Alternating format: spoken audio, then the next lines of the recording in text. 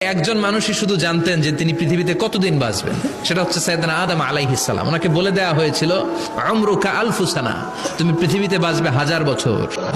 সাইয়েদনা আদমের সামনে অনেকগুলো রূহ রাখা হলো। সাইয়েদনা আদম বললেন, এরা কারা?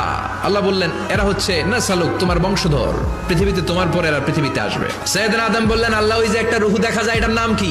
আল্লাহ বললেন, হাদা ইবনুকা দাউদ, এটা তোমার ছেলে দাউদ, সে দুনিয়াতে নবী হয়ে আসবে, তার ছেলে সুলাইমানও নবী হয়ে আসবে। সাইয়েদনা আদম বললেন, মাবুদ, আমার ছেলে দাউদের কত বছর হায়াত আপনি দিয়েছেন? আল্লাহ বললেন, 40 সানা, মাত্র 40 বছর, 4 ইয়ার্স, 40 বছর তোমার ছেলেটা বাঁচবে। ও আল্লাহ, আমি বাঁচবো কয় বছর? তুমি বাঁচবা 1000 বছর।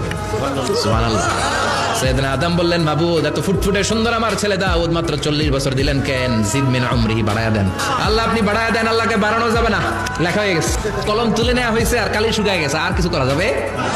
সাইয়েদনা আদম বললেন, মাবুদ, আমার 1000 বছর কেন দিলেন? আমার এই সুন্দর